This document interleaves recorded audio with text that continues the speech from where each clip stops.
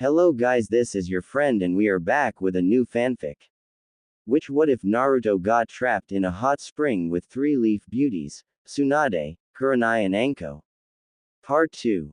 And if you enjoy this fanfic then please press the like button and subscribe to my channel for more fanfic like this. Now let's start the fanfic. Konoha had begun to warm up a bit as mid-January rolled around. That cold spell, along with a lot of the rain that accompanied it, left a lot of people sick in bed. Anko Yumino had been one of them. Granted, since she and Aruka had gotten married, she no longer went around essentially flashing everyone she came across, but she didn't exactly dress for cold weather, either. The only real difference in her dress style while on duty was that she would wear dark orange shorts that extended mid-thigh in place of the too short skirt that she used to wear, and she also wore a black halter top over her fishnets. She still wore the tan trench coat and shin guards, and kept her hair in the same pineapple-style ponytail that she had always had it in. While better at staving off the cold than her previous style of dress would have been, it certainly wasn't much better. Of course, being a stubborn one, she would not be told, by Aruka or anyone else, that she should cover up to keep herself warm. When that flu bug hit her, she spent every moment in bed wishing she had heated her husband. But that was in the past, and she had happier things to occupy her thoughts with right now. Anko had been pleasantly surprised when her best friend Kurenai invited her to lunch a couple of days ago.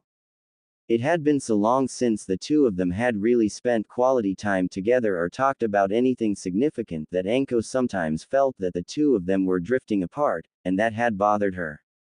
So, when Kurenai invited her to her favorite restaurant for lunch in girl time, she happily accepted. Anko was currently sitting at her personal table in her culinary haven, the Dango Pit, waiting for Kurenai to show up. She didn't have to wait for long as Kurenai walked in. She was wearing the same smile she had on when she first caught up with Anko and invited her to lunch.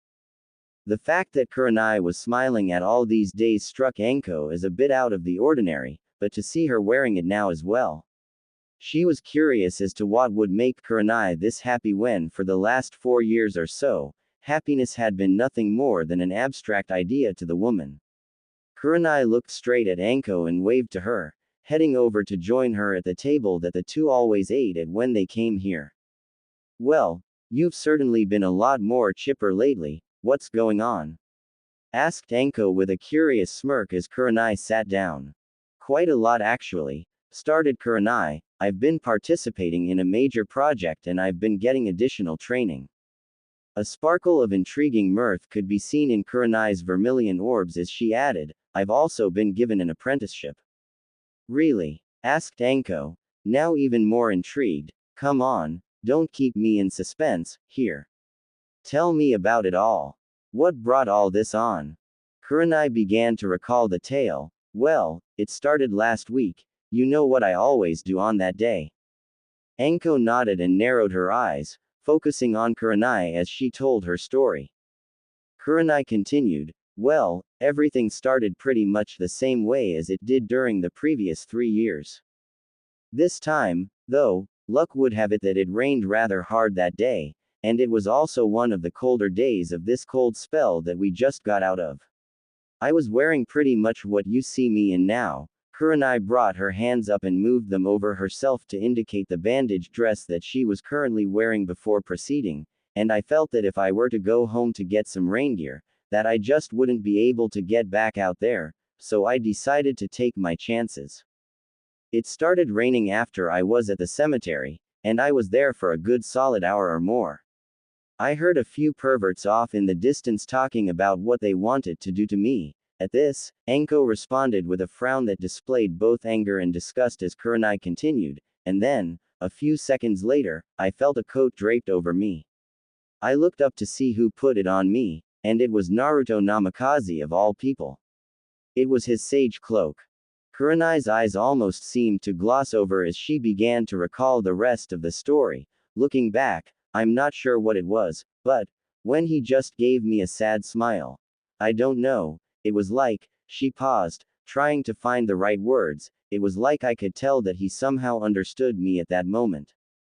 As I looked at him, it was like, the dam just broke, and I just started letting everything I was feeling out, right into his shirt, she added with a chuckle as Anko just smiled in an amused fashion and nodded, waiting for her to continue.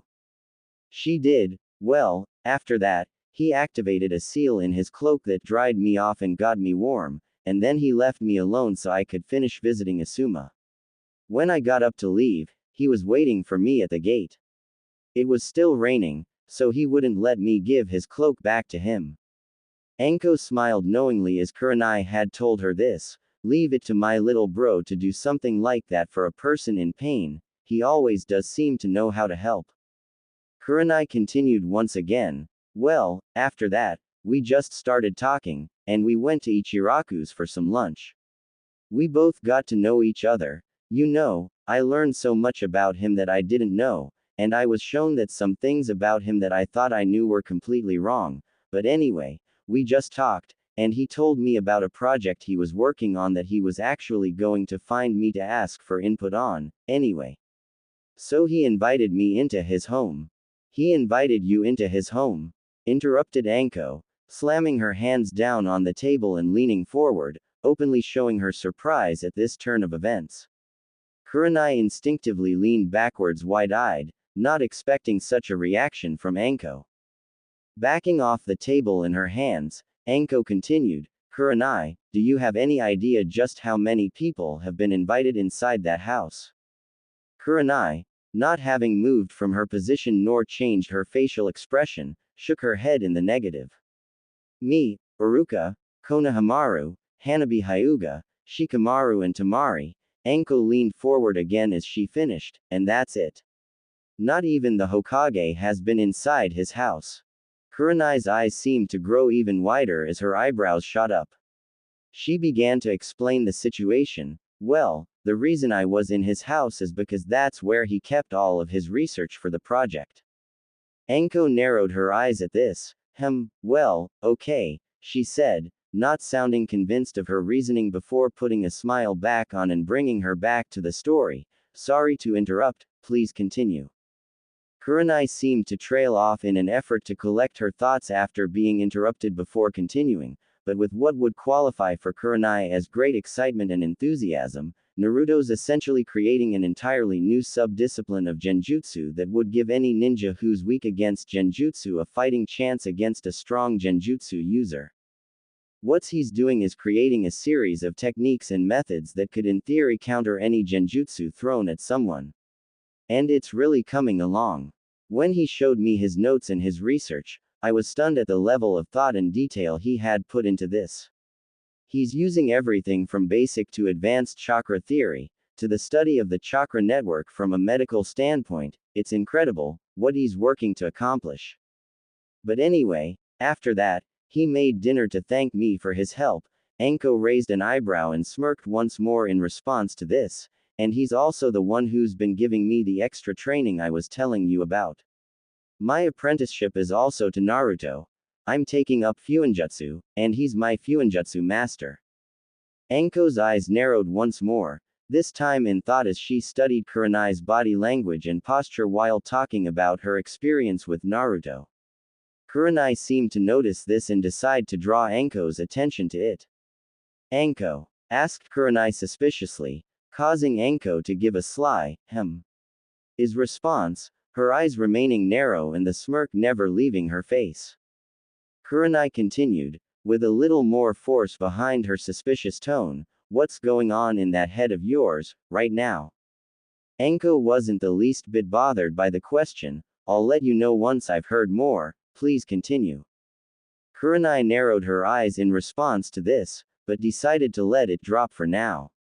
She knew Anko would tell her soon enough, probably by way of teasing her to try to get under her skin. She accepted Anko prompting and continued to tell her about what Naruto had told her concerning her chakra reserves, control plateau, and what she could do about it. This idea actually fascinated Anko, as she didn't know quite so much about chakra theory herself. Kurenai elected to leave out Naruto's singing and performing for her, feeling as though it wasn't her place to tell Anko about that part of Naruto's life. As their food and drinks come to the table, they both started to eat while Kurenai told Anko all about the training that she had been doing under Naruto's supervision. Weekends are good, thought Iruka to himself with a smile as he sat at the counter in Ichiraku's. He was currently enjoying a steaming hot bowl of chicken ramen with all the fixings. It was times like this, where he could simply slow down and relax, that made life enjoyable for him. While many shinobi craved excitement and fast-paced adventure, Iruka had already had his fill of that. This was actually what caused to want to teach at the academy. Thoughts of the academy always led him to many of the students he taught over the years, but one student always stood out first and foremost in his mind, his all-time favorite student and surrogate little brother, Naruto Uzumaki. He never could get used to the idea that Naruto's last name was now Namikaze, as it just seemed to take away from his identity, at least in Iruka's mind. He'd think or hear, Naruto Uzumaki, and the brotherly feelings he had for Naruto would just swell to the surface with a vengeance. He'd hear, Naruto Namikaze, and he just didn't react the same way. It was as though the name belonged to someone else in his mind. He couldn't explain it, really, nor could he give rhyme or reason for it. It just was what it was to him, the same way that Iruka would always be, Iruka-sensei, to Naruto, and it would likely never change. His thoughts were interrupted as he heard the telltale sound of the flaps at the front entryway to the stand being pulled aside by a customer entering the stand. He turned to see the man who was currently occupying his thoughts enter the stand. As they made eye contact, both men smiled and greeted each other warmly, Iruka inviting Naruto to take the seat next to him. As Naruto sat down, Ayame came and greeted him before hitting him on the head with the ladle in her hand, and chiding him on not making an appearance for several days at the ramen stand again. Naruto simply apologized to Ayame while grinning and laughing sheepishly, rubbing the back of his head. His apology, and some promises to come visit more often, seemed to placate the young woman as she took his usual order of a Naruto special. Iruka became surprised, however, when he ordered a Kurenai special, on top of this. Naruto? Asked Iruka, his tone showing his curiosity and confusion. Naruto turned to him, the look on his face telling Iruka that there was a story to this. What's this about a Kurenai special, and what's the story behind it? Naruto began to tell Iruka the same story that Kurenai was telling Anko at the Dango pit. To say that Iruka was both intrigued and surprised at this particular development in Naruto's, and especially in Kurenai's, life, would have been an understatement. Of course, not having the same teasing nature that his wife did, his reaction was a little different, as were the questions he started to ask. You know, Naruto, it seems to me that you've taken a rather strong liking to Kurenai, said Iruka in his direct, yet non-judgmental way. Naruto responded in a manner indicating that he didn't feel teased or threatened in the least by his statement. I don't know, Iruka-sensei. I'm not saying I don't, but the truth is I'm not sure how I should feel, or what I should do about it. You know, yourself, that I really haven't had any luck or lasting success with women. Iruka nodded sadly at this, knowing full well what Naruto's romantic history was like. He remembered how Sakura used to abuse him over the most unimportant things, or simply for the sake of her own annoyance. He also recalled when she would later try to use his feelings for her in an effort to try to bring Sasuke Uchiha back to the village, or to even deter him from pursuing Sasuke any further. Iruka also knew that Naruto and Sakura didn't talk these days after he had killed Sasuke in battle, and only gave each other a small smile and either a curt nod or a quick wave when they ran across each other in the village. Immediately after this, both would turn and walk in opposite directions to avoid further interaction. Iruka's reflections took a slightly darker turn after this, as he recalled what Naruto had told him about his short-lived relationship with Hinata Hyuga. On occasion, he had seen Hinata out and about in the village, usually with a contingent of Hyuga branch members in tow to act as bodyguards, attendants. Gone was the shy and kind young girl that he had graduated just 8 years ago. In her place was a woman who, while quite beautiful and desirable, carried herself with a coldness and an indifference to those around her, culminated in a perpetual glare and an almost half scowl that made her seem quite ugly to him.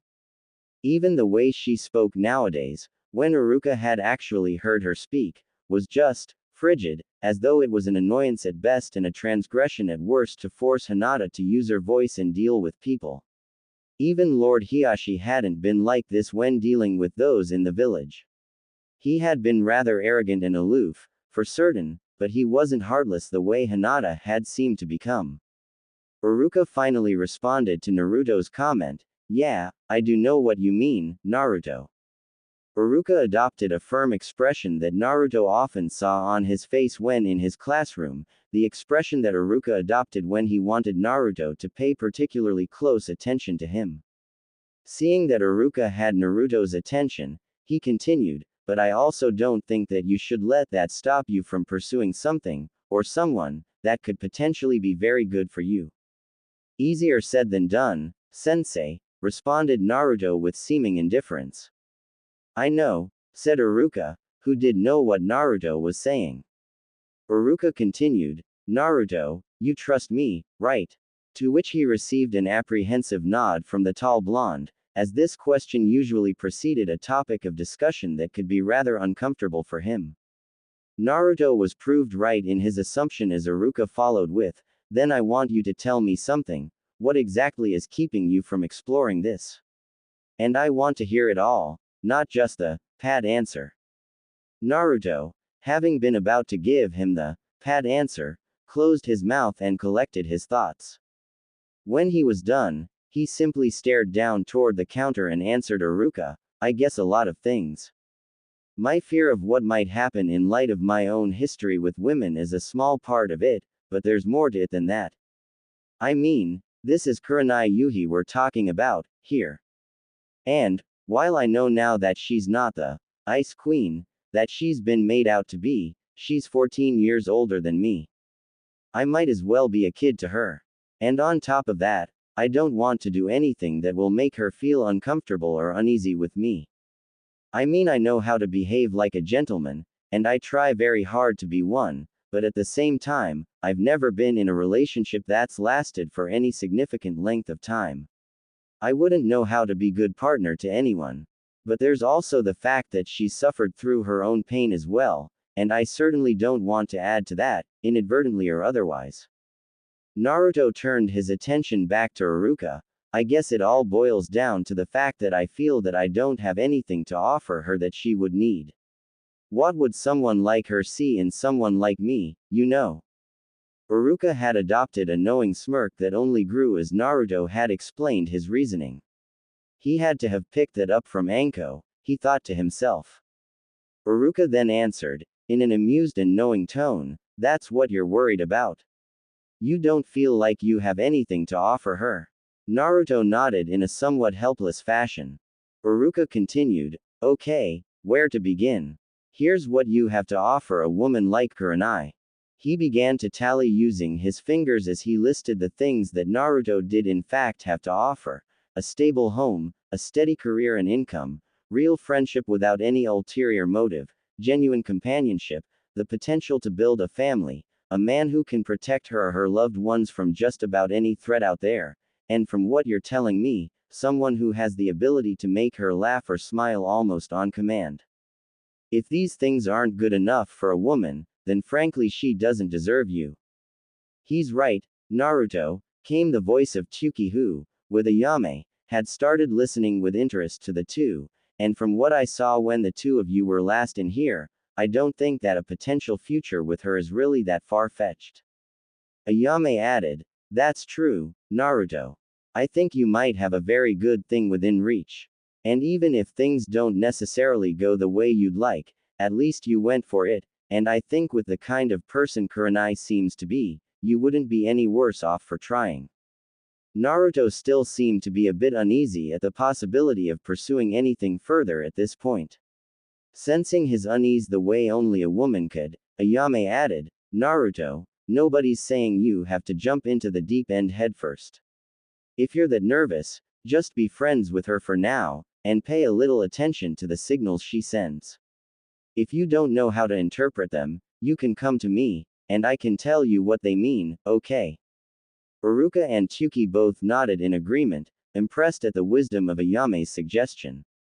This also seemed to ease Naruto quite a bit as well, as he visibly relaxed at Ayame's advice and her offer to help him navigate through the waters of female subtlety that most men often found very treacherous. Naruto smiled and nodded in gratitude to the three of them. Thanks, guys. I really appreciate the advice, and I think I'll do what you suggested, Ayame. Ayame smiled warmly and nodded. That's what your real friends are here for, buddy. Tsuki and Ayame both took their leave of the pair to go take some other orders and also to prepare Iruka's and Naruto's own meals for them. As they waited, Iruka continued in an effort to keep making conversation. So, tell me about Kurenai's apprenticeship and about the training you two have been doing. Naruto's eyes lit up at this, as he began to recount the past week of training and work that he and Kurenai had been doing. Naruto, or more accurately, Naruto's shadow clone, was making his way to Grandma Tsunade's office to give his creator's report and make his request. He had just left his boss as the original Naruto had gone into Ikiraku's to grab some lunch. He thought he heard Iruka's voice come from the stand, and as much as he would have liked to say hi to Iruka-sensei himself, he was created at his boss's leisure for his boss's purposes. Sometimes being a shadow clone really. Yeah, I hope you enjoy your time slacking off while making me do all your dirty work, you jerk. He thought bitterly, as he made his way to talk to the Hokage. As he walked down the road, the villagers all smiled and waved to him as they normally did. He, in turn, greeted them back as he continued on his way. For some reason, a leisurely stroll to the Hokage's office just felt kind of nice right now. It had nothing to do with the fact that he would have to dispel the moment he was finished with his business in Tsunade's office. Not at all. He thankfully only crossed paths with two fangirls on his way to the Hokage Tower, politely turning both away, and continuing forward. Well, it could certainly have been worse. He thought as he remembered the occasional stampede of fangirls that he used to have to outrun, and even flash away from on occasion. Granted, he didn't have to deal with stampedes anymore, but the occasional fangirl, or group of fangirls, was still a major pain in his backside. He had finally arrived at the Hokage Tower and began to make his way up the winding staircase to the level where Tsunade's office was located. As he entered the reception area, he saw Shizune at her station happily, a little too happily in his opinion, preparing several 3-foot-high piles of paperwork for Tsunade to read through and complete. Shizune, I really hope those aren't for me, said Naruto, already beginning to feel that there were certain things about being Hokage that he would find very distasteful. Shizune looked up and smiled at seeing her current visitor. Oh hey, Naruto. No, don't worry, these require Tsunade's signature directly, you have nothing to worry about, at least not from any of these piles. Good to know, he replied, knowing that Tsunade would use training for the office of Hokage as a convenient excuse to slough some of her paperwork onto Naruto. While it was good training for him, she had a tendency to make him do more than he should have had to at this point. Although, it was this little problem that helped Naruto to find the perfect solution: send a shadow clone to Tsunade's office on the days where he was being trained for Hokage duties. This gave him an even more brilliant flash of inspiration. He could use many shadow clones at once to get paperwork done more quickly. Of course, he had made it a point not to do this, because he knew that Tsunade would just give him more and more of her responsibilities and paperwork while she could sit back and drink to her heart's content. He decided very early that she was not going to do that to him, and that he would wait until he actually was Hokage before using that little trick of his. Tsunade might hate his guts for a little while for not sharing that little tidbit with her, but Naruto knew her far too well to believe that she would use it herself instead of making him do it all. Naruto brought himself back to the task at hand, asking playfully, "So, is the old bat in? Shizune mock glared at him for the way he addressed her mentor as she responded with mock anger, yes, she is.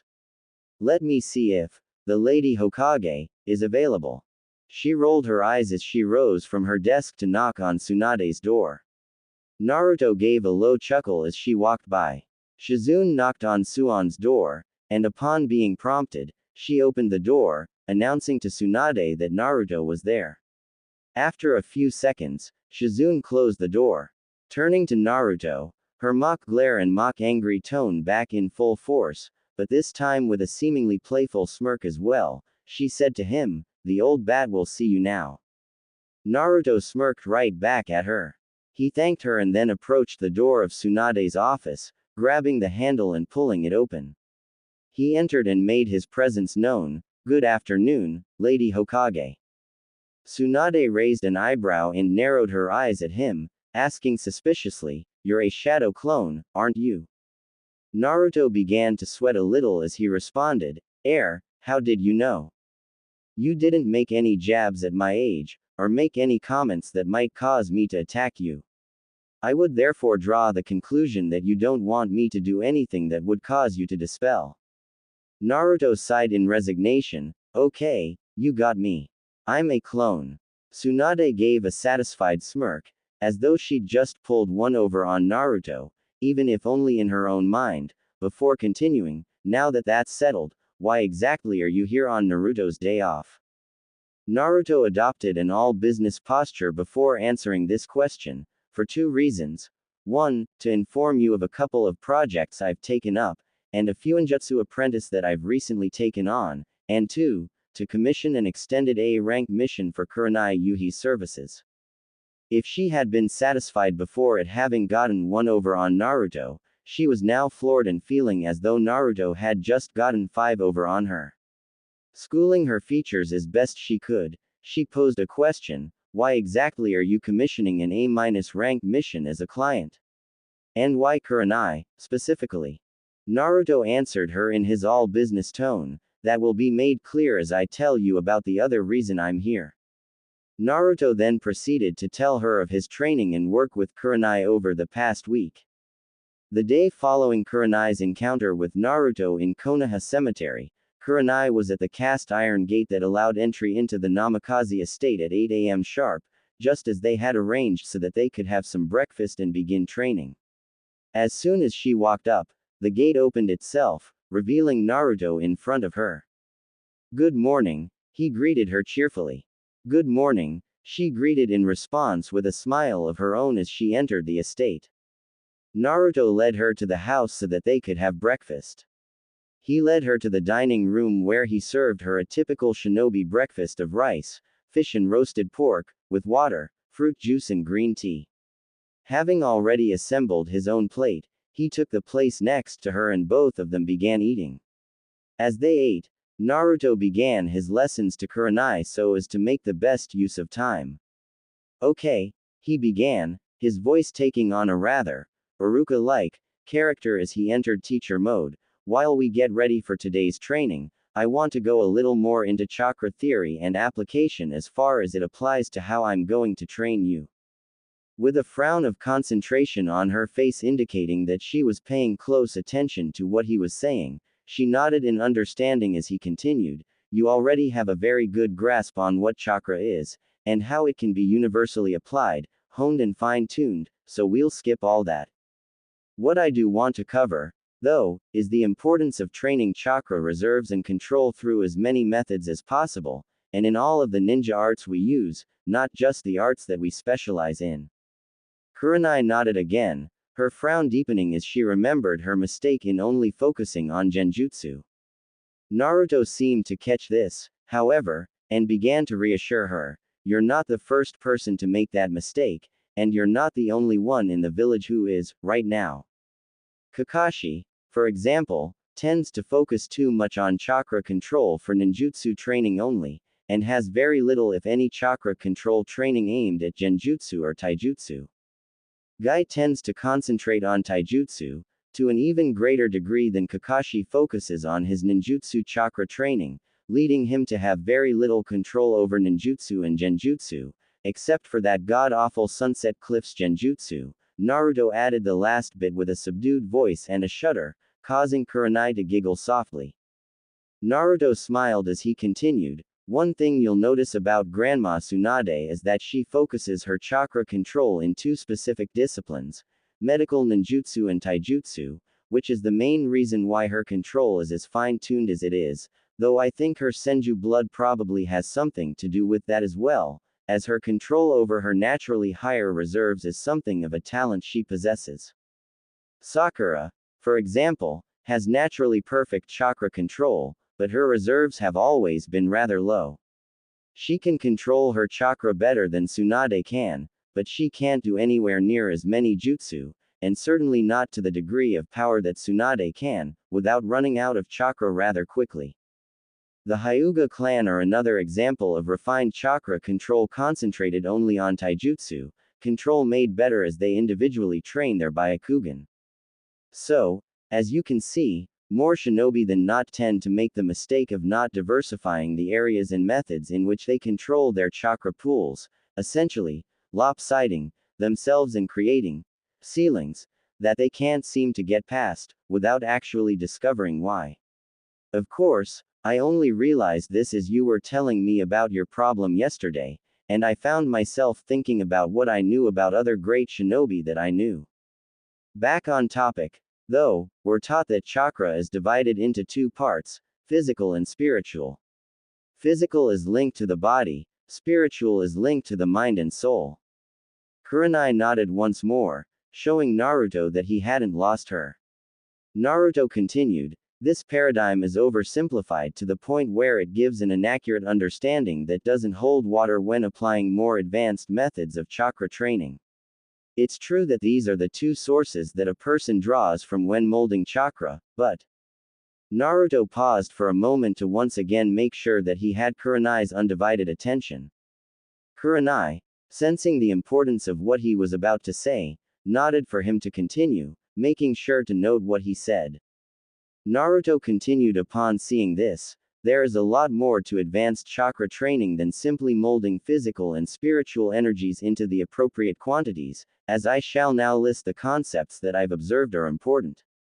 1. The speed and volume at which we can make our chakra flow through our chakra networks. 2. The tenketsu points and how our chakra can flow through them, or be released through them to create different effects. 3. The innate feel of our own chakra signatures, and how they feel different from other chakra signatures. 4. And this one is primarily geared towards ninjutsu, but it can be applied to the other ninja arts as well. The nature and shape of the chakra that we wish to mold after we've mixed the two base energies together in the appropriate quantities, and the different effects that this has, both in how the shape and nature of the chakra behave, and in how effective they are when performing specific jutsu. These are the things I've managed to observe so far, but I'm sure that's only the tip of the iceberg." Kurenai just sat there in rapt attention, fascinated by his exposition on chakra theory. Seeing that he was done for now, she decided to venture a question, "How exactly did you discover all of this?" Naruto smiled, pleased at her interest in learning more about this subject, as he answered, "Well, a lot of it was just from instances where I can remember people explaining certain jutsu to me. Remember when Neji and I fought in our first Chunin exam finals?" Kurenai nodded in response, recalling the event. Naruto continued, "Well, during the course of that fight, he explained to me how his 8 trigrams rotation technique worked. He basically releases equal amounts of chakra through all 361 of his tenketsu points simultaneously. Only the Byakugan allows for the degree of concentration required to be able to do this. The degree of chakra control that Neji possesses that's geared towards the gentle fist is probably on par with the chakra control that you have towards genjutsu, and yet, Neji has no genjutsu to really speak of in his arsenal. Another example of lopsided chakra control. Another case in point, Kakashi. His chakra control over ninjutsu is almost unparalleled in the ninja world, and it's probably outstripped only by mine. Again, going back specifically to changes in chakra shape and changes in chakra nature, These are the building blocks to all advanced and specialized ninjutsu. Even if he can't do them all himself, Kakashi knows how to train all of the basic changes in chakra nature: fire, water, earth, lightning and wind. It was Kakashi who trained me in wind chakra manipulation, even though I've never seen the man use a single wind-style jutsu. Greater and greater levels of understanding flashed in Kurenai's eyes as she continued to listen to Naruto's lecture. Thinking about it now, in light of what Naruto had just said to her, she could think of countless numbers of examples where these ideas proved themselves true. Naruto noticed her understanding, and the excitement that her newfound understanding seemed to bring her. He began to feel rather satisfied with himself, both with his knowledge of this subject, and with his teaching style. Naruto, wanting to make sure that she understood, asked her, "So do you have any more questions about what we've just gone over?" She shook her head in the negative. "Actually, no. I think you covered it pretty well." "Good," said Naruto with a smile before continuing, "but now, knowing all of this, let's talk some about how we'll start applying it all." Kurenai nodded with a smile and an excited gleam in her eye, her interest having been awakened by Naruto. Fascinated by just how technical the more advanced theories of chakra training were, she couldn't wait to apply it all and see just how all of it worked. Of course, now that she'd had a chance to rest and reflect on everything that happened yesterday, she was able to conduct herself and present her emotions in a more subdued and less ostentatious way, like she was more inclined to do. Since she had woken up this morning and thought about it, she was rather surprised at herself that she had acted in such an out-of-character way yesterday. She could only attribute it to all of the surprises that she had been presented with, on a day where she would be more emotional than usual. Thoughts of Asuma came back to her as she reflected on yesterday's events, but surprisingly, they didn't affect her as strongly as she thought they would, nor did they cause her to feel sadness or grief. This both confused and scared her a little bit, but she decided to set this aside for now and ponder it later. She brought herself back to the present, with Naruto being none the wiser as to her momentary lapse into nostalgia. After the two of them had finally finished breakfast, Naruto cleaned up the places before he continued his explanation once more. "Now, after giving this a little more thought, I've made a few changes to our training schedule. We're going to start by training your body and your taijutsu. While we're doing this, we're not only going to make your body stronger, quicker and faster, we're also going to be adding chakra in different ways to increase speed, power, and even precision. We'll focus on that for now so as not to spread you too thin and to avoid doing too much at once. I'll also begin your Fuinjutsu education today after lunch. For now, though, if you would please follow me," he finished as he stood up and began to walk towards the back door. Kurenai got up and followed him as he opened the door, both of them stepping out into the rear grounds towards the training dojo. Kurenai was astounded when she walked inside the dojo. There were seals of many different patterns and shapes along the walls and ceiling, all of them glowing, indicating that they were currently active. She could only guess as to what their functions were, so she continued to look around. All around the room were wooden training dummies, posts and targets, as well as various different accessories all around the room. High-quality chakra weight devices, bracelets, ankle braces, and even belts to add weight to a person's center of gravity, kettlebells of various degrees of weight, chakra-enhanced wrist grips in order to enhance grip and grappling strength, as well as pull-up bars, floor mats, weighted balls and other devices for core and abdominal training, and even ropes that hung from the ceiling. Kurenai raised an eyebrow at this. Naruto, noticing her confusion, looked at where she was staring, and began to explain, "These ropes are frictionless. They're used to enhance chakra control while enhancing muscular control and strength at the same time. Come here, I'll show you," and with that, he gestured to her to follow him and take a closer look at the ropes. When she did, she was close enough to see what appeared to be tiny seals etched into the fibers of the rope. Naruto pointed them out to her and explained them. "You see two different patterns here.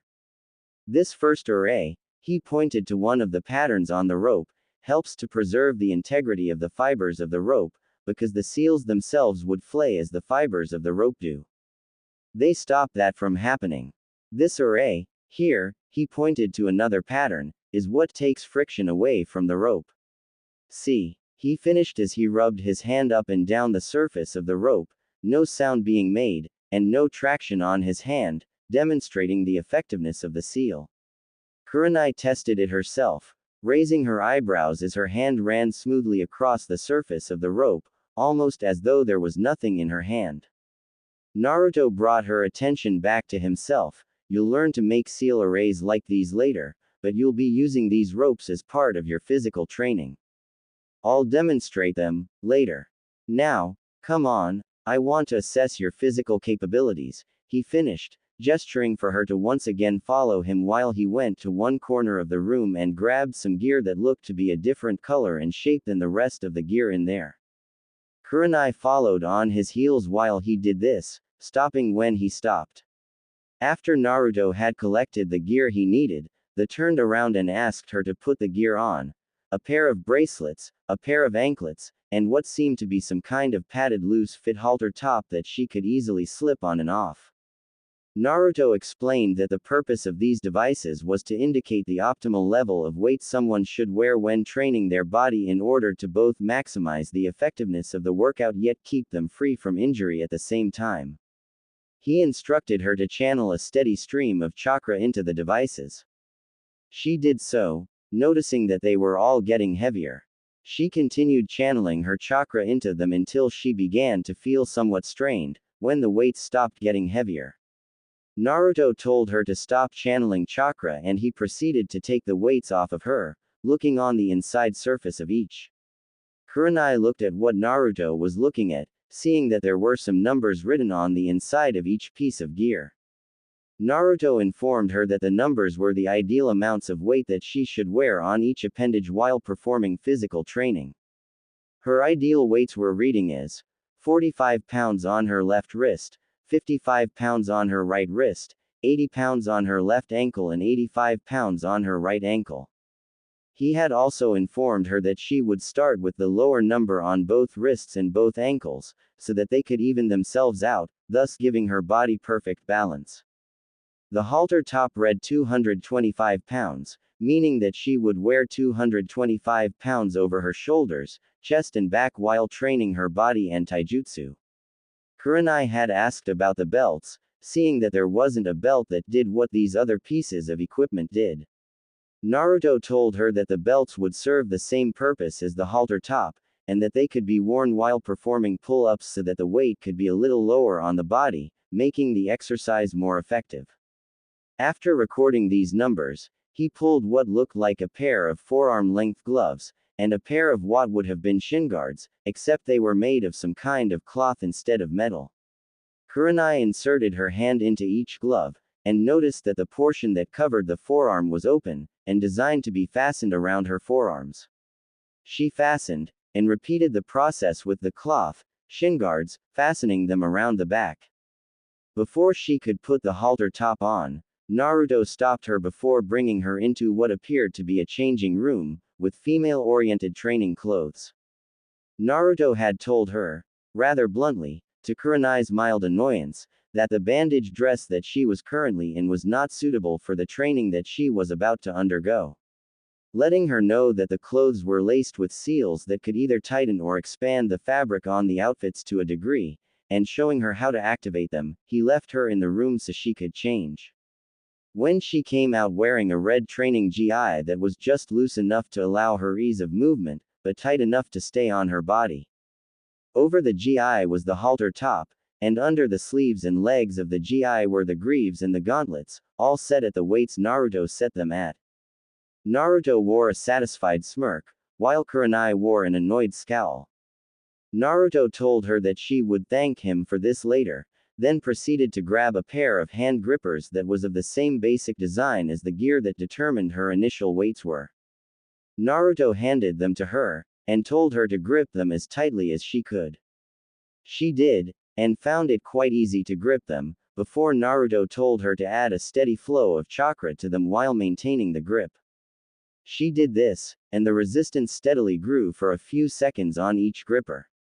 The gripper in her left hand stopped increasing in resistance before the one in her right hand did, indicating that her right grip was stronger than her left. She could apply 70 pounds of torque in her left hand, and 85 pounds of torque in her right. Naruto seemed to be quite impressed with this. Kurenai had a rather strong grip for a genjutsu specialist. Naruto told her that for exercises that were done one limb at a time, she would do 10% more repetitions for her weaker limb than for her stronger one, so that she could balance them out as she grew in strength and speed. From that point for the next 4 hours, Naruto would have Kurenai on physical training, with 45 pounds on each wrist, 80 pounds on each ankle, and 225 pounds over her chest, shoulders and back. Naruto actually put some training gear and weights of his own on so that he could perform his routine while she performed her own.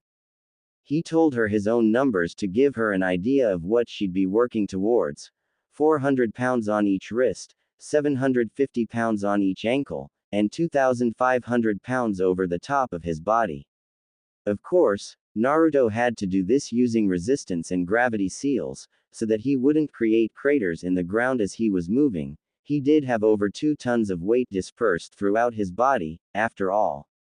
Her routine was 300 standard push-ups, 200 handstand push-ups, 200 fingertip push-ups, 200 laps around the borders of the Namikaze estate, including running over the lake using her chakra, 400 sit-ups, 200 pull-ups, 800 squats, 100 one-arm pull-ups with her right arm, 110 one-arm pull-ups with her left arm, 400 one-legged squats with her right leg, 440 one-legged squats with her left leg, 100 one-arm fingertip push-ups with her right arm, 110 one-arm fingertip push-ups with her left arm.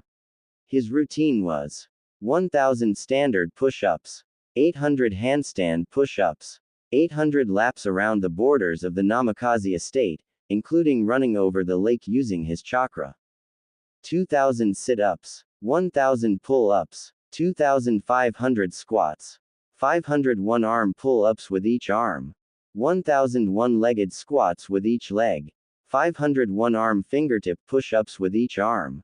After 3 hours, Kurenai finished with her routine, as compared to Naruto's 2.5 hours, and also left her breathing a lot heavier than him. Naruto told her, to her horror and extreme consternation, that they were not yet done. Seeing her getting steadily more angry, he reminded her that she was doing this to round herself out and ultimately overcome her own chakra ceiling. Bearing this in mind, though that didn't stop her from grumbling under her breath, she followed Naruto back into the dojo, where they began to use the training dummies and posts to perform taijutsu-related exercises. Kurenai's taijutsu routine, which she repeated 10 times, was 200 punches with her right hand, 220 punches with her left hand, 200 kicks with her right leg, 220 kicks with her left leg. Naruto's taijutsu routine, which he repeated 15 times, was 600 punches with each hand, 600 kicks with each leg. Both finished these routines at about the same time before cooling down with some stretching. Kurenai, still angry with Naruto, decided to give him a piece of her mind. She was a sight to see. Panting hard, face flushed with exertion, hair disheveled and sticking to her forehead, sweat pouring down her face and drenching her GI, glaring at him while pointing in his direction, pausing between each word spoken through clenched teeth, gasping between each word, "You are evil." Naruto tried very hard not to laugh at this. He couldn't help but feel a little sympathy for the woman, who certainly wasn't used to this level of physical exertion, at least not with the amounts of weight that she was currently wearing, but at the same time, the trainer in him found this to be highly amusing. He settled for an amused smirk before telling her that she could take the weights off now, and also to go ahead and use one of the baths in the onsen inside the house to relax and clean herself up. She took off her gear and put it all away before leaving in a huff for the changing room to gather the clothes she came in and leave for the onsen. Naruto himself, not having worked up much of a sweat, decided to start on lunch for the pair while Kurenai was allowing the tension and soreness that was starting to come on to be relieved at least somewhat by the hot, mineral-induced water in Naruto's private springs. Naruto couldn't help but think with some amusement, I wonder how she'll react when we start adding harder exercises into the routine, as he prepared lunch over the kitchen counter. Lunch was a stir-fry of chicken and mixed vegetables over rice, making sure that there was an overly generous portion of chicken so that the extra protein would allow for faster muscle recovery. He had also prepared 3 gallows of ice-cold water for them to drink. He was certain that Kurenai would go through at least 2 gallons by herself. Once Naruto was finished, he noticed that Kurenai was walking, or rather, stumbling, in, eyes glazed over and mouth watering. She had evidently smelled lunch, and was ready for some. Naruto smiled at her as he asked, feeling better? Kurenai scowled at him once more as she sat down at the dining room table, but this time there was a mildly playful quality to it. She couldn't stay mad at him. After all, he had done more reps and sets than she had in every exercise, far more, and he had literally 10 times the weight on his body to boot. That was also what made it more infuriating to her, the fact that he didn't make her do anything that he didn't do himself. She was infuriated by the fact that he left her with no room to point fingers at anyone except herself. And taking ownership for your own deficiencies could be a real drag. Great, Naruto's turning me into a Nara, Kurenai thought to herself, both in amusement and annoyance. Naruto interrupted her musings by laying a plate of the dish that had her mouth watering, and invited her to dig in.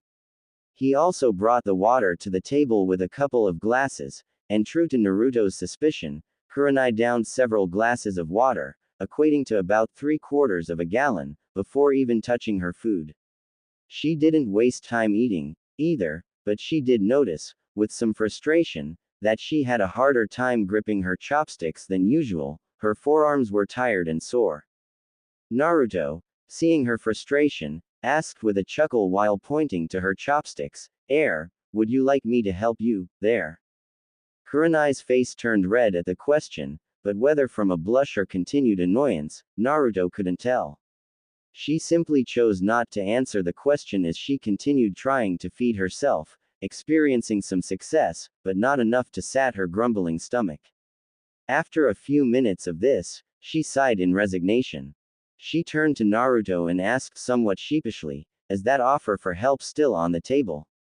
Naruto simply smiled and nodded at her, not wanting to embarrass her any further. He began to take portions of food that she could comfortably chew and feed her so that she could finish her lunch a little faster without completely abandoning her table manners.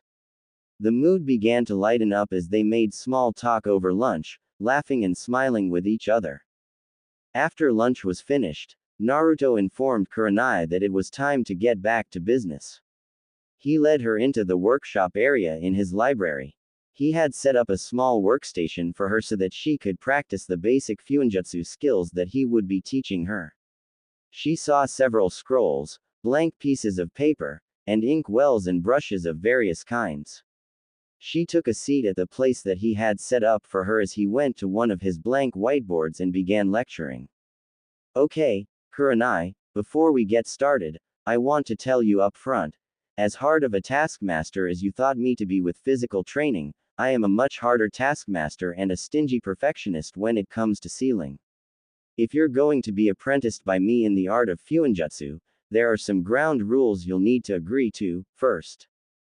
Kurenai nodded in understanding. Being a master herself in the art of genjutsu, she would also set certain stipulations upon anyone wanting to apprentice under her to learn her art. She certainly didn't expect Naruto to be any different.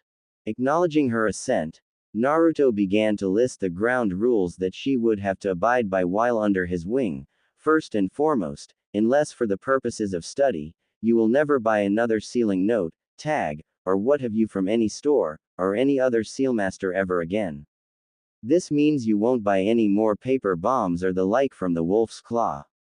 If you need an exploding tag, or any other seal, you will learn to create your own. Kurenai raised an eyebrow in curiosity at this, but nodded in agreement, knowing that as with any art worth learning, understanding the reasons behind the rules would come in time. As an apprentice to Naruto, she decided that she would display the same humility that she would expect from an apprentice of her own. She simply kept her mouth shut and listened. Second, we will not move past a lesson until you have both completed the lesson and mastered the accompanying skills to my satisfaction, even if the lesson seems too mundane, or even if you've used the skills in the lesson before. Third, I have no problem with you asking questions. Ask as many as you want. The more you ask, the more you'll learn, after all.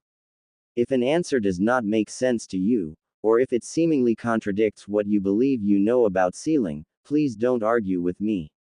I'm happy to clear up any misconceptions or misunderstandings that you might have, but as a master, I will not argue with an apprentice who has nowhere near the level of knowledge and skill that I possess in this art. Do you have a problem with any of these ground rules? Not at all, responded Kurenai as she shook her head. I would expect similar behavior from anyone apprenticing under me in Genjutsu. Well, good, then. Naruto replied with some enthusiasm. Now that that's out of the way, let's get started, shall we?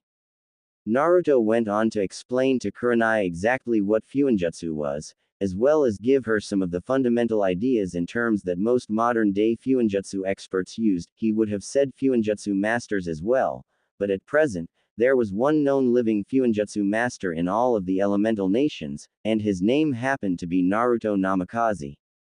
By the time he was finished with his lecture on basic Fuinjutsu, he started Kurenai on some basic calligraphy and seal drawing exercises.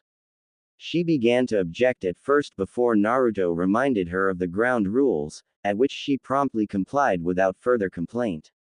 Of course, after comparing her seal drawing to Naruto's own, she could see where he had adequate cause for making her perform this exercise. This is how it went for the rest of the week.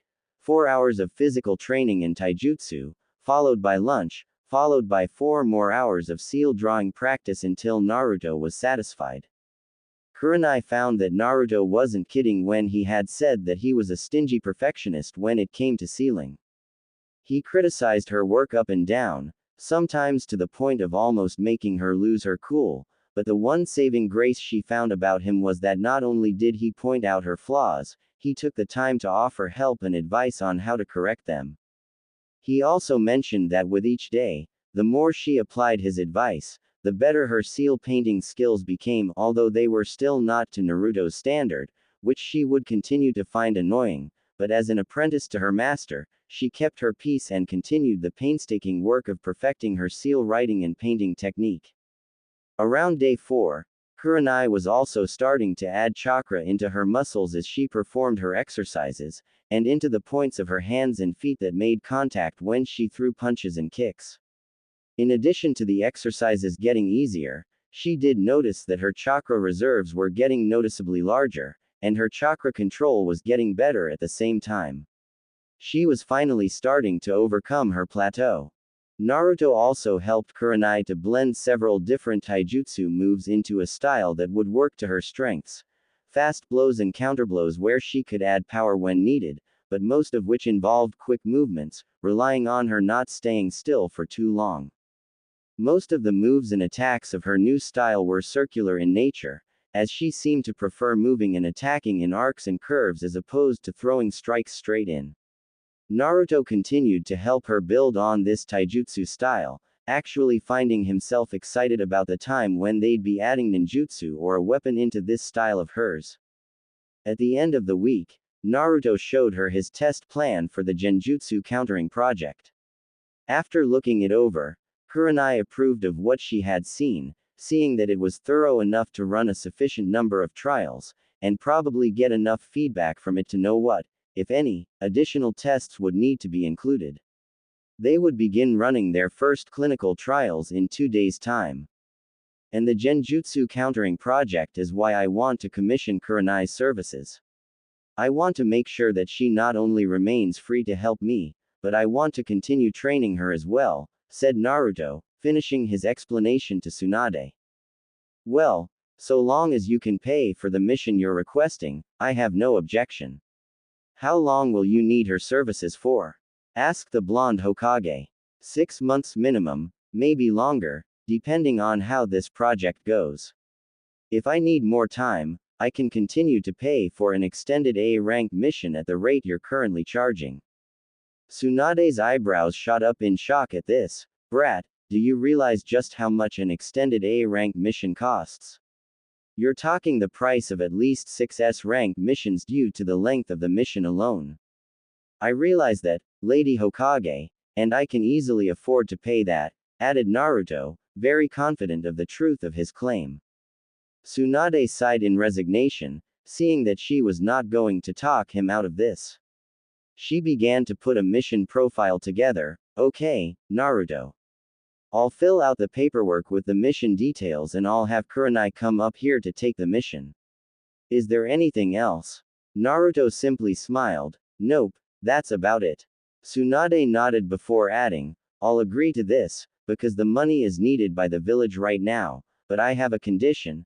I want monthly progress reports from you on Kurenai's training, her apprenticeship under you, and the results of the Genjutsu countering project as they all stand by the end of that month. Naruto nodded to her. No problem, Grandma Tsunade. I'll give you regular updates on all three. With that, he dispelled himself before Suan could react, relaying the information back to Naruto. Naruto blinked as his clone relayed everything to him. Iruka saw him twitch and space out for a moment before coming back to himself. Shadow clone just dispel or something? He asked casually. Yeah, Naruto responded just as casually, although he was still shaking his head a little to try to sort through the sudden rush of information. Well, it looks like Grandma's allowing me to give Kurenai a mission so that I can keep her free for as long as I need her help, said Naruto, quite satisfied with Tsunade's approval of the request he sent his clone to make. Okay, Naruto. Well, I'm glad that things seem to really be coming along for you, said Iruka as he prepared to pay his bill and head back home to his wife. Sure thing, Iruka-sensei. I'm glad we could catch up, he responded as he paid his own bill, preparing to head back to his own home to do some training of his own. Both men said goodbye to each other and went their separate ways. And that's where we are now. Kurenai finished her recollection of the past week's events to Anko as they finished their meal. Anko, of course, couldn't help but continue to try to tease her friend some more. With a mischievous glint in her eye, and an equally mischievous smirk, she began to do just that. You know, you've spent probably more time at Naruto's house in the past week than anyone else has. Well, ever, she looked dead at Kurenai in mock accusation. Kurenai blushed under Anko's scrutiny, beginning to sputter before collecting her faculties enough to spit out a defense. Now, wait a minute, it's nothing like that. I wouldn't be able to make a relationship with him work. He's just a little more than half my age. And I don't know him that well, yet. Anko fell out of her chair in laughter at this, clutching her sides and rolling on the floor, completely uncaring towards the scene she was making in the dango pit. Kurenai continued sputtering as her face kept getting redder and redder, both with embarrassment and anger at her friend for pushing her buttons like that and backing her into a corner. She eventually stopped sputtering and just sat there fuming as Anko pulled herself off the floor and back into her chair in an attempt to get a grip over her laughter. Anko wiped a few tears from her eyes. Hee, you should see the look on your face right now. Kurenai continued fuming as Anko continued to try to contain her laughter. Anko then continued, her tone playful, but with a hint of seriousness, but I never said anything about you and my little bro being in a relationship with each other. I may have teased a little. She paused, and both her face and tone softened as she continued, but if I were you, I'd ask myself a few things. Why did you feel the need to defend yourself like that? Also, why do you feel the need to even tell me why a relationship with anyone wouldn't work? It would seem to me, and I'm talking as your friend, now, Kurenai, that you might very well be developing feelings for him. Kurenai had calmed down as Anko's tone had softened. As she listened, she became a bit forlorn. She voiced her concerns, her own resigned frustration evident in her tone. I don't know what I feel right now, Anko. Up until last week, I wasn't feeling much of anything at all, and now, here I am, with all these new feelings that I have no idea what to do with. On the one hand, what I said is true, but on the other, it's pretty easy to forget that he's 14 years my junior given his maturity. But, I don't know, there's something about it all that just feels all wrong, she finished as her eyes began to well up. Anko dropped all pretenses of play and teasing as she frowned in concern for her friend. She paid their tab and quickly brought Kurenai out of the dango pit, teleporting the two of them to Kurenai's apartment. Kurenai looked at her friend in confusion. Anko answered the unspoken question, less chance of us being disturbed here. I don't think you'd want Aruka walking in on this kind of conversation, would you? Kurenai smiled in gratitude. No, I wouldn't. Well, come on in, she said as she pulled her keys out and unlocked her door. They entered her apartment and sat down on the loveseat next to each other. Anko began anew, placing her hand on Kurenai's knee. Kurenai, why is this whole thing bothering you so much? Kurenai closed her eyes and sighed in an effort to calm herself before answering. Failing to calm herself, or to keep the tears from coming, she responded, to tell you the truth, Anko, I just don't know. I don't know what I'm feeling, or why. Whenever I think about Naruto, one minute I feel like I've found the single greatest treasure I could ever imagine finding, and the next, I feel as though I'm betraying the man I loved, and everything we had. She began to sob at this, immense feelings of guilt threatening to overwhelm her. Anko pulled Kurenai into a comforting hug, Kurenai grabbing Anko tightly as she continued crying. Kurenai continued through her sobs, I never imagined myself in this kind of a situation. You're right, Anko, I am developing feelings for him, but he's so much younger than me. What will people think of me? Would something like this destroy all the respect I've worked so hard to earn? Will this hurt my career? Will it hurt his? What if I forget all about Asuma? There's just so much that's uncertain in this. More sobs continued to pour out of Kurenai as Anko simply rubbed her back in an effort to soothe her, and I'm scared. I'm more scared than I've ever been in my life, and I don't know what to do.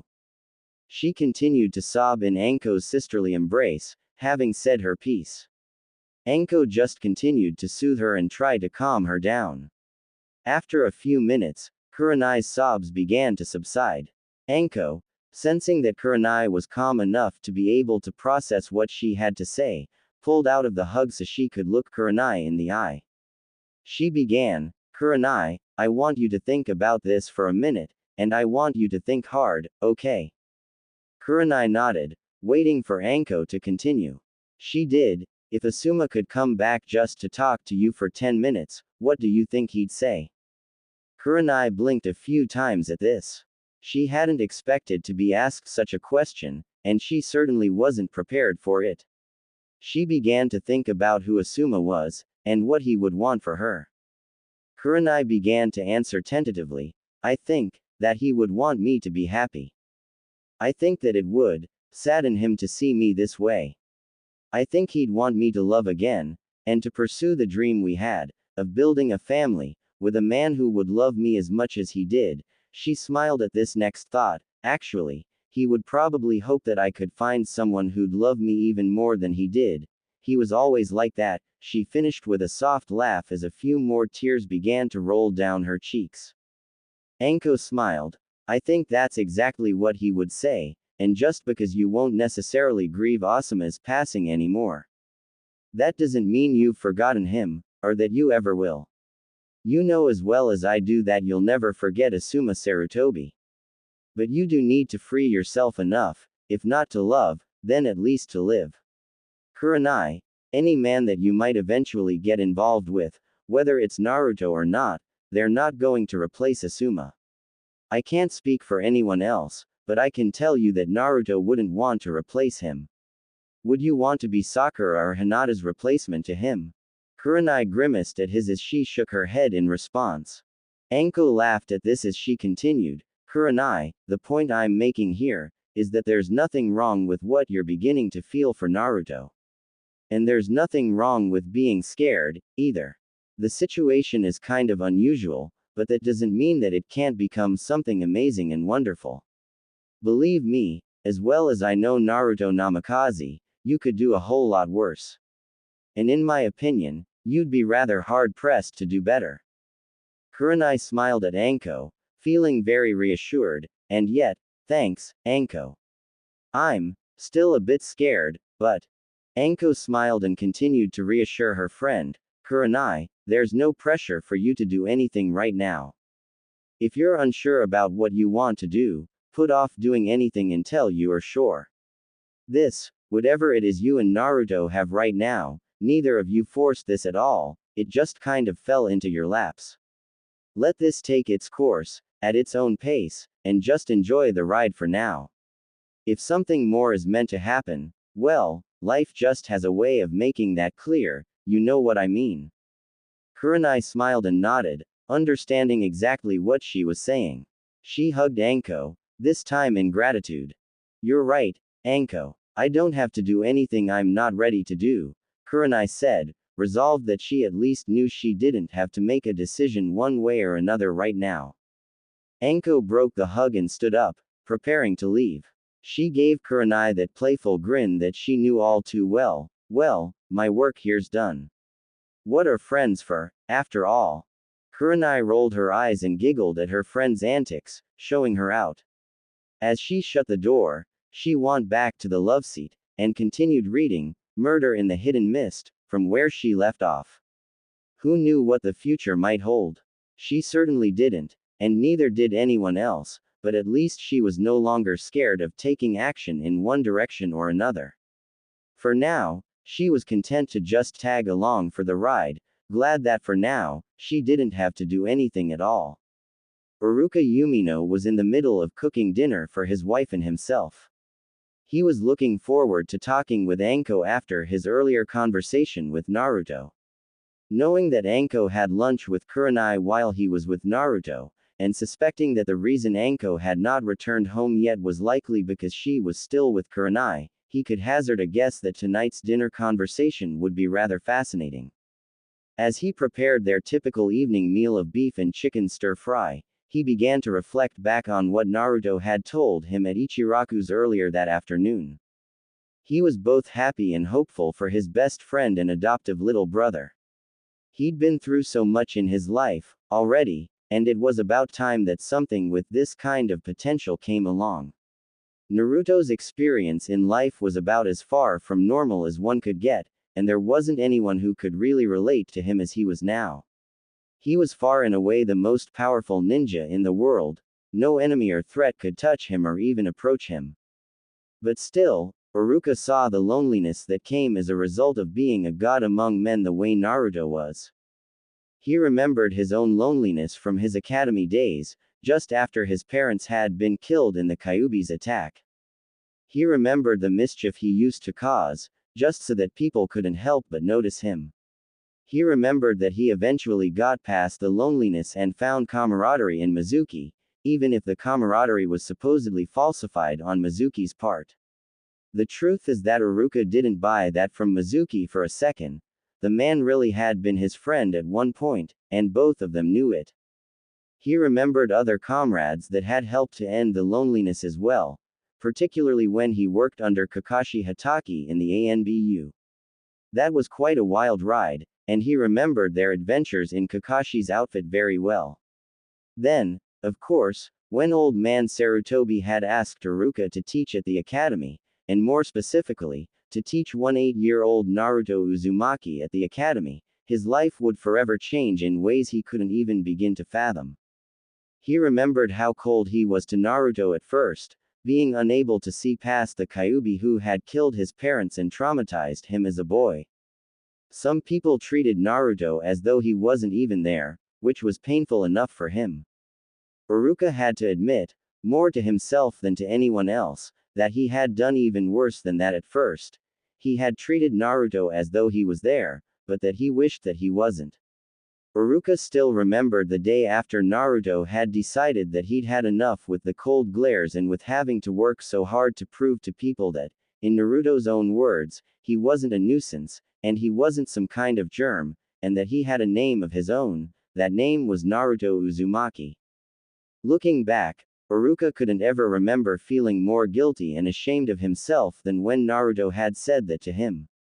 That was exactly how he had treated him, despite knowing that Naruto wasn't to blame for his loss.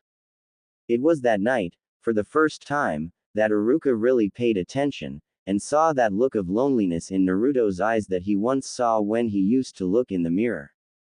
Iruka could see, however, that Naruto's loneliness was much more intense than his own ever was, and caused him much deeper pain. That was the night that Naruto had decided that he wouldn't attend his classes anymore. It was at this point where Iruka, in an effort to try to look more objectively at the boy that was his student, started to come by his house, seeing how he lived, and imagining the kinds of things he had to go through from day to day. His feelings of guilt and shame grew when he saw Naruto's living conditions. Naruto had nobody to teach him how to care for himself, or how to eat right, or how to survive from day to day, or even anyone to come home to after he'd had a particularly bad day to reassure him that everything would be okay. It was that same day that one of the boys in his class, what was his name, again, Hibachi?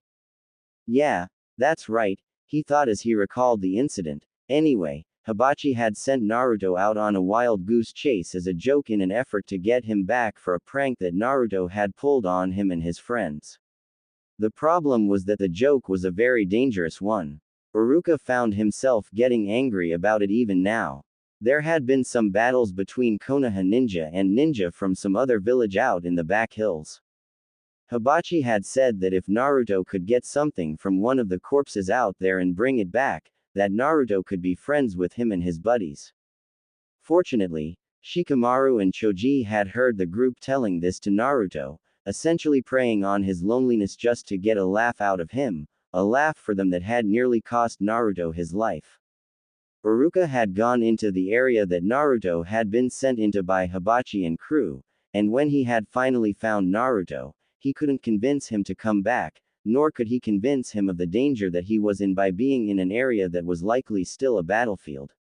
He remembered when Naruto was injured and knocked unconscious as he was being pursued by 3 enemy kunoichi, and how he had brought him back to the village, and Iruka himself probably wouldn't have made it if Kakashi hadn't followed him out and covered his retreat. Naruto and Iruka became not only teacher and student, but friends, and brothers in all but blood that day. Hibachi and his friends had been promptly expelled from the academy shortly after putting Naruto's life in danger so irresponsibly. Come to think of it, Iruka didn't ever recall seeing any of them again after that, even around the village. Oh well. Thinking about the relationship that he had forged with Naruto, and the way in which it continued to strengthen and deepen over the years brought a smile to the scar-nosed Chunin's face, and a tear to his eye. Naruto's loneliness had never left him as long as Iruka had known him. The reasons for it changed, certainly, but it was still there. As the village pariah, he was lonely. As the village idiot, he was lonely. As the village hero, he's still lonely. Being a scapegoat, or being someone truly great, 2 extremes on both ends of the spectrum of normalcy. Both bring isolation. Naruto had nobody that could understand him, and besides a very select few, there were none that were willing to try, and then Kurenai seemed to come along in a chance encounter. 2 people who, at first glance, had seemingly nothing in common, but if one were to look a little more closely, they would see that the things they did have in common, few though they were the things that truly mattered. Both knew deep loss and pain. Both know what it was to lose comrades, both to death and to differences in life. Most importantly, though, both of them knew how it felt to be isolated and labeled, whether for good or ill. Kurenai Yuhi, whose physical beauty coupled with her skill in genjutsu made her stand out among the populace of the Hidden Leaf, as well as bringing a lot of attention of the unwanted variety from most of the male populace of Konoha. Even at 34 years of age, she was still the most desired woman in Konoha by men, and aside from the Hokage, the most admired and envied women in Konoha by women, both ninja and civilian alike. Possessing a beauty, poise and natural grace that had only improved with time, He hadn't appeared to age at all in the last 15 years or so that Aruka had known her, except if one were to look into her eyes, where they would see a maturity that reflected years of experience. It was this thought that made his thoughts turn to Naruto, whose eyes held a similar maturity to Kurenai's, a maturity that cost him quite a lot to attain. Naruto Uzumaki, Namikaze, he added in his own mind. He'd never get used to that, given the moniker Konoha's perfect storm, first on the battlefield, and then in bingo book pages in every shinobi nation, assigned a SS ranking in all of them. His father only received this rank in Iwa's bingo book. Named the perfect storm for his ability to unleash untold amount of destruction on untold number of people, using untold amounts of techniques at untold levels of skill. The word, untold, became annoying after a while, but this is what his bingo book page said. Naruto stood out and became the center of attention almost anywhere he went. Naruto himself was isolated first because of his burden, and later because he had become a god among men with power and ability so far beyond anyone that Aruka knew, that it became hard for most to see him as a man who was as human as anyone else, and had just as many frailties. Of course, it didn't help that Naruto had problems with unwanted attention himself. The irony about Naruto and Kurenai potentially finding each other wasn't lost on Aruka at all. Kurenai, trying to make herself seem less human than people thought her to be in order to earn the respect of her colleagues and show her mettle as a kunoichi. Naruto, trying to show that he was more human than people thought him to be due to his exploits and accomplishments. Maybe the two of them could balance each other out, or something. Brought out of his reflections by the sound of his front door opening, he turned to see his wife, Anko Mitarashi Yumino, enter the house. "Hi, honey." She greeted him with a warm smile. "Hi, yourself," he greeted in response, "and how was your lunch with Kurenai?" "We had a great time catching up. And let me tell you, she had a lot to share." Aruka responded in a knowing tone, "I'm sure she did. I'll give you a wild guess as to who I ran into while you were with Kurenai." Anko didn't even need time to think about that one. "You ran into Naruto, didn't you?" Aruka nodded, and Naruto had a few interesting tidbits of his own to share. Anko raised an eyebrow at this. "Did he, now? So I'm guessing that you know of what happened on the 4th and also what's been happening with them in the week since then." Aruka once again nodded. "Yeah, Naruto filled me in. I actually wanted to talk to you about some of the things that Naruto told me." Anko gave a knowing nod as she responded, "I wanted to talk to you as well. I think we should compare notes and see what we have on them. If we're both on the same page, and I suspect we are, then we might be able to help them out some." Aruka smiled mischievously at his wife. "It's fun to meddle in family's business, isn't it?" Anko gave a closed-eye grin and nodded before changing the subject. "So, is dinner ready, yet?" Aruka went wide-eyed, having forgotten to monitor what he was cooking. He ran back in to check it, and fortunately, it hadn't started to burn. Seeing that it was done, he prepared 2 plates and brought them over to the table, noting that Anko had already sat down. Anko had already set up sake and water for them to enjoy while they ate. Aruka set the plates in their places on the dining room table and sat down at the place where he set his own plate. After they gave a quick blessing, they began to eat while sipping on their sake. Anko began their conversation as they ate. "So, Naruto and Kurenai, they've been in close proximity, haven't they?" Aruka responded, "Yeah, Naruto's beginning to develop very strong feelings for her. I don't even think he knows just how strong they are, yet. Kurenai's got it just as bad." Aruka raised both eyebrows and smiled at this. His face became serious after a few moments. "Did Kurenai express any reservations to you about how she felt?" "Because Naruto has a few." Anko frowned at this as she responded, "Yeah, Kurenai expressed some of her own. I told her that she didn't have to do anything in one direction or another right now, and that she should feel free to take it as slow as she needs to."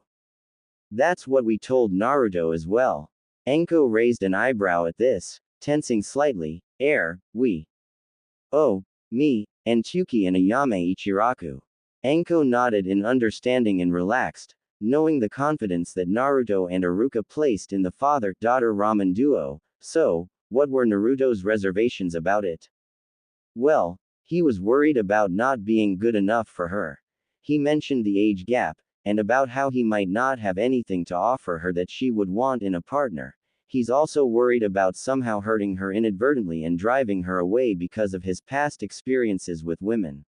He doesn't understand what Kurenai might see in him or why. Anko nodded once again. It's a good thing he has us to tell him, then. Kurenai's reservations were a bit different. The age gap is an issue for her as well, but it's because she's more worried about losing the respect that she's earned over the years if people were to start thinking of her as a cradle robber. She's worried about how it might affect her career, and she's also worried about how it might affect Naruto's chances at being Hokage. There's also another, more sensitive issue for her. She's afraid of forgetting Asuma, because the more she's around Naruto, the less she feels Asuma's absence. Iruka, all of these things frighten her. She wants to pursue him, I think, and, honestly, the more I think about it, the more I'd love to see the two of them together, but she's so mixed up right now that I don't think she could have a healthy relationship with anyone until she works all of this out. Iruka nodded in understanding. Yeah, and it's not like she doesn't have valid concerns, either. It could affect her career, or at least it could cause her to lose respect. You know how people in this village are, at times. I mean, I can tell you for a fact that Naruto won't care what people will think about his relationships. He knows whose opinions really matter and whose don't. And he'll be Hokage anyway, simply because he's the only one who can do the job that will. But then there is also the whole Asuma issue that she needs to move past. He paused and thought at this as it came to him. No, it's not that she needs to move past it, it's that she needs to want to move past it. Anko's eyes lit up in understanding. She knew right away that Iruka was onto something. She voiced her thoughts on the matter. Yeah, that's exactly it, and as her thoughts trailed off, her eyes narrowed slyly as she continued. You know, even though we've told them to just let whatever happens happen, who's to say we can't, maybe, I dunno, help them along a little. Iruka, feeling like a prankster for the first time since his academy days, gave a sly smirk all his own. I like the way you think, honey. Yeah, let's do that. And with that, the Yuminos began to scheme and devise plans to bring Naruto and Kurenai into a loving relationship as a couple while thinking of ways to keep their machinations under the radar so that Naruto and Kurenai would continue to follow their advice. The following morning found Kurenai receiving a summons to the Hokage's office via Anbu just before she was set to head over to Naruto's place for their training. While she would normally be grateful for this, knowing that it meant a mission, she now had mixed feelings. On the one hand, she was glad to be able to do something to bring in a little money, but on the other, it would take away from training time with Naruto, something she was really beginning to enjoy the benefits of undergoing. Gaining greater control over her chakra, increasing her reserves, getting faster and stronger, becoming a better fighter, learning about seals and many other new skills, eating Naruto's cooking and spending time with him. Whoa, wait a minute, there, girl, slow down and let that part work itself out, she reminded herself, as she heeded Anko's advice about not forcing herself or taking hasty action in either direction on that front. After making a few final adjustments to her appearance and making sure that all her gear was fastened and in place, she teleported in a swirl of leaves to the Hokage Tower. She appeared just outside the entrance to the upper levels and entered, getting Shizune's attention by wishing her a good morning. Shizune, upon seeing that Kurenai had arrived, simply told her that she could go ahead and go on in to see Tsunade. Kurenai thanked her and knocked on Tsunade's door. Enter, was the command she heard from the Hokage. She grabbed the door handle on the left door of the double doors that served as the entry point into the Hokage's office and pulled the door open. Upon entering, she announced herself in a professional manner, Junin Kurenai Yuhi reporting as ordered, milady. It was as she did this that she noticed Naruto in the office as well. While he could frequently be found here, Kurenai knew that he should be at his home, expecting her to show up any minute. She simply raised an eyebrow at this, wondering if maybe a mission had come up that would require the two of them to work together. This random thought both excited her and made her a little uneasy at the same time. Tsunade brought Kurenai's attention to herself as she began to brief the red-eyed Junin. "Good morning, Kurenai. I've summoned you here because your services have been requested specifically for an A-rank mission." Kurenai's eyes widened at this. A-rank missions these days were practically unheard of, and it would be foolish at best to turn one down. She glanced over at Naruto, who smiled knowingly in response, before bringing her gaze back to Tsunade. The busty blonde continued, "To let you know, the reason Naruto is here is because it is Naruto who has contracted your services." Kurenai adopted a confused frown whilst raising an eyebrow at Naruto, wondering what exactly he was up to. Tsunade continued her briefing. "This is an extended A-rank mission that has a minimum duration of 6 months, and is open to renegotiation if a greater length of time is required. During this time, you will receive monthly compensation for the duration of this mission, at extended A-rank mission pay." Kurenai smiled at this, the news having made her day already. Tsunade, noticing this, leaned forward, propping her elbows on her desk and intertwining the fingers of both her hands together, resting her chin on the bridge that her interlaced fingers provided. Smirking, she continued, "Naruto has told me about his genjutsu countering project. He also tells me that he's ready to begin initial clinical trials starting today. In order for his project to be completed in a timely manner, he has commissioned your services so that you can assist him in any way that he requires. This will also keep you free from other missions for that time, so that not only can you assist him with this," she paused as she allowed her smirk to grow wider before finishing, "but you can also continue training under him. He's informed me of your apprenticeship to him in the art of Fuinjutsu, and as we currently only have one seal master in the village right now, any apprentices that he can take on to learn the art would be a great boon to the village and would enable us to greatly enhance the selection and variety of services that we can offer potential clientele.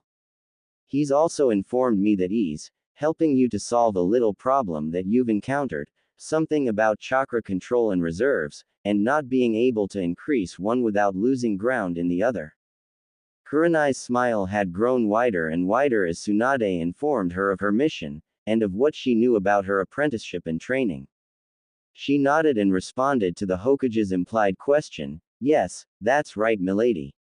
Naruto has been kind enough to spend a lot of time helping me to diversify the ways in which I use chakra. In the last week, I've already broken through the ceiling that I was at before. Both my reserves and control have increased already, and I have to admit I'm excited about what the future holds for my skills as a ninja if Naruto is able to help me keep progressing at the rate we are." Tsunade nodded in approval at this. "Excellent." Tsunade's smile dropped as she adopted a more professional demeanor. "I've told Naruto that I have 2 conditions concerning your apprenticeship and training. The first is that he is to give me monthly status reports as to your progress.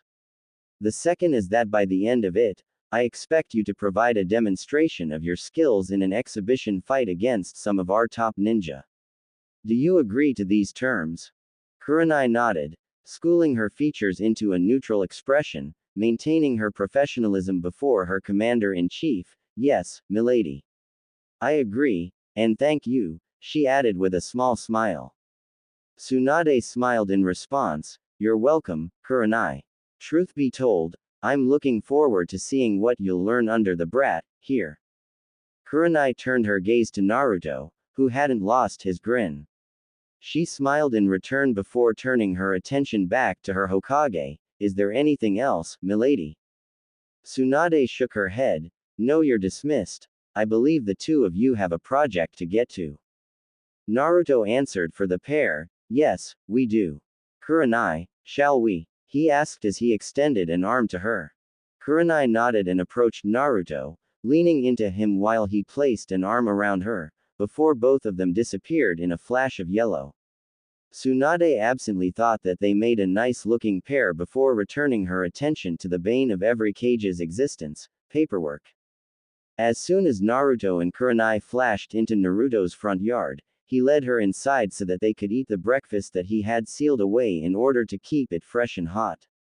After doing this, they went through the typical morning workout routine and ate lunch before getting to the clinical trials that Naruto had created.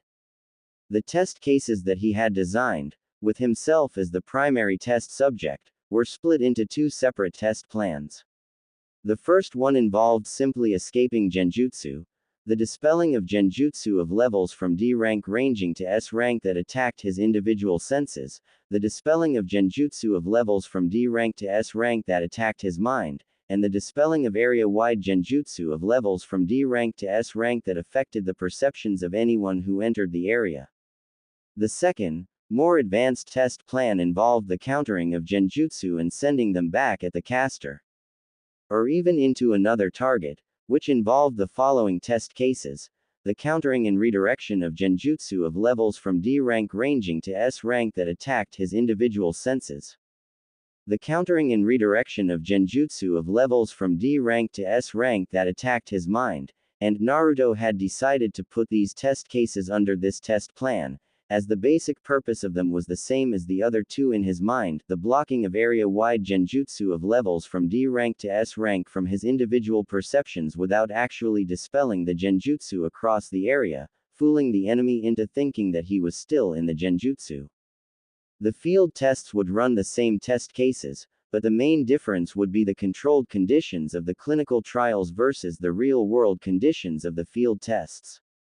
The field tests would simulate conditions that would be encountered on any mission, such as ninja speed travel, and even combat conditions. The clinical trials involved Naruto being very still, beginning in a meditative state. As he meditated and concentrated on sensing the flow of his chakra, he signaled for Kurenai to hit him with a D-rank genjutsu that would attack one of his senses. She chose his sense of hearing.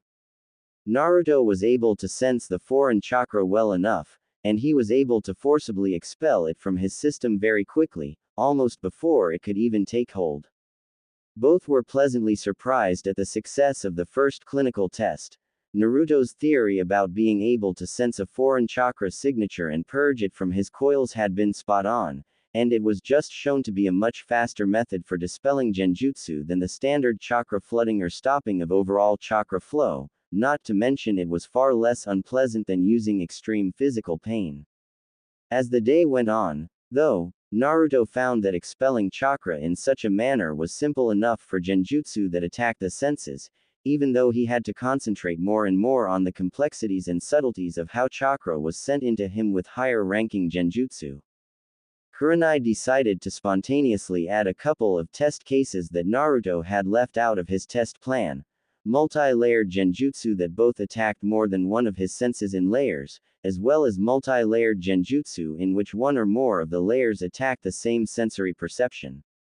This little aside had enabled Naruto to discover something, and essentially invent another new skill that he dubbed chakra flow identification, in which he was able to, by the feel of the chakra sent at him, determine almost exactly what the chakra was molded to do. He was able to dispel even S-rank genjutsu sent at him in such a manner, though this took a little longer while adding the bonus of furthering his chakra flow identification skills. The more complex the genjutsu, the more refined the chakra had to be molded and sent in such ways as to have multiple different effects. But while chakra from genjutsu that attacked his senses was easy enough for him to deal with, chakra from genjutsu that attacked his mind and his mental perceptions was not. While he could identify the foreign chakra, it behaved differently, to such a degree that he wasn't exactly sure what to do with it. The more he and Kurenai tried to figure out a solution to this problem, the more frustrated they became, as nothing they could do seemed to work. Naruto eventually decided that they had accomplished enough for one day, with Kurenai suggesting that maybe stepping back from the problem might offer a solution. They both went inside and had dinner that was prepared by a shadow clone, talking about the successful trials that were run, and the new skills that this could introduce to their own shinobi. If Naruto, who was naturally weak to genjutsu due to his inhuman reserves of chakra, could dispel genjutsu in such a way, then any shinobi could learn to. The pair both found themselves feeling very satisfied with the results of the first set of tests. They then began to brainstorm as to how they might be able to solve the problem that Naruto had encountered with genjutsu that attacked his mind. Naruto told Kurenai about how the chakra just felt different. With the sensory attacks, it was almost as though the chakra, even with the subtleties, was solid, for lack of a better word, and he could essentially latch his own chakra onto it, forcing it out of him. The chakra that attacked his mind behaved more like air, it just seemed to float around, and as he tried to latch onto it, it just seemed moved around and out of his grasp, leaving him with nothing to grab. In a sudden moment of inspiration, Kurenai asked Naruto, "What if you were able to see the chakra instead of just feeling it?" Naruto, in confusion, raised an eyebrow at her. "What do you mean?" "Well, what if we were to enlist the help of a Hyuga with this little project? Someone who can see exactly how the chakra is flowing through the coils and how it's behaving. It could provide some insight and help us solve this little problem," Kurenai said, in a hopeful tone. Naruto gave a thoughtful frown, which turned into a thoughtful smirk as he responded, "Yeah, I think that would work.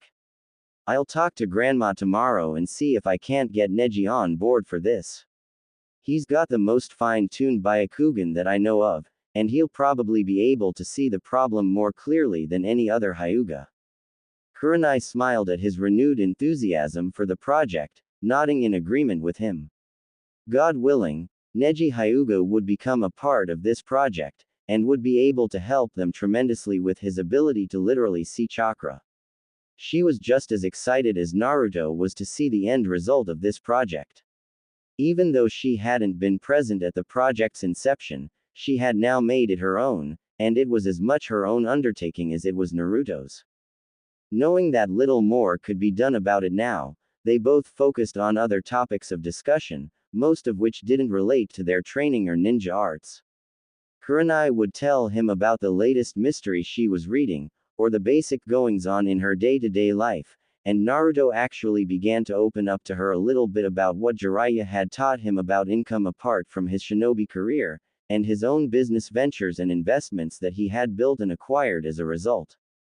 Kurenai was floored when she learned that Naruto's assets and income made him one of the world's wealthiest individuals. He had a higher net worth than even Gato had in his heyday. His assets and businesses were also very widespread, with at least one business or revenue stream in every nation on the elemental continent, whether major or minor. She now realized exactly why he needed an office as big as his was to handle his life money matters. Her curiosity piqued. She posed a question, "So how exactly do you handle running all of these businesses if they're so widespread?" Naruto answered, "Oh, I don't directly run them all. I have regional managers and vice presidents who do all that for me. I meet with them regularly to discuss what's going on with each business, and if I need to, I'll head down to one of them myself and make an appearance, or I can send a shadow clone to do it. I've placed Hiraishin arrays in all of them, though, so I can get there without the hassle of the travel time, especially now that you and I are doing all the work we're doing here." Kurenai nodded with raised eyebrows and a smile, clearly impressed by how he handled his affairs. He continued explaining about his businesses, many of which she was familiar with, but until now had no idea that Naruto was the owner of them. Businesses such as the Daimyo's Palace, resorts that had sprung up all across the continent that served as getaways for high-power and high-profile people as well as convention centers for various functions. Or the chain of high-class restaurants known as the Dragon and Phoenix, each one specializing in high-quality cuisine from its native land or locale as well as dishes that Naruto knew of from the destroyed Uzu no Kuni and Uzushiogakure, most of which could not be prepared or ordered anywhere else. Despite the rapt attention she was giving to what he was telling her, she found herself studying the man sitting next to her at his dining room table, a wistful, faraway smile adorning her face.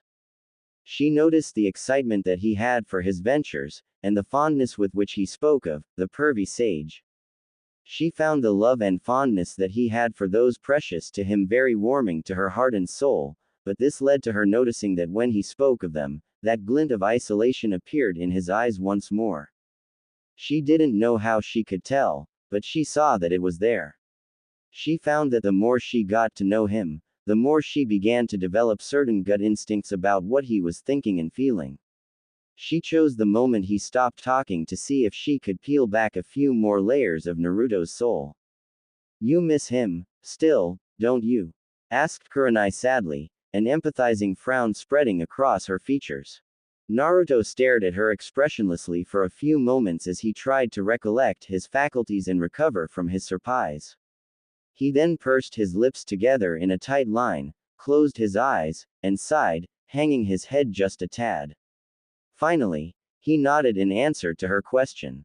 He added, terribly, I never knew my father, but, the pervy sage was the closest thing I had to one. He smiled, both with happiness and profound sadness as so many of the good times that he remembered with the man came back to him.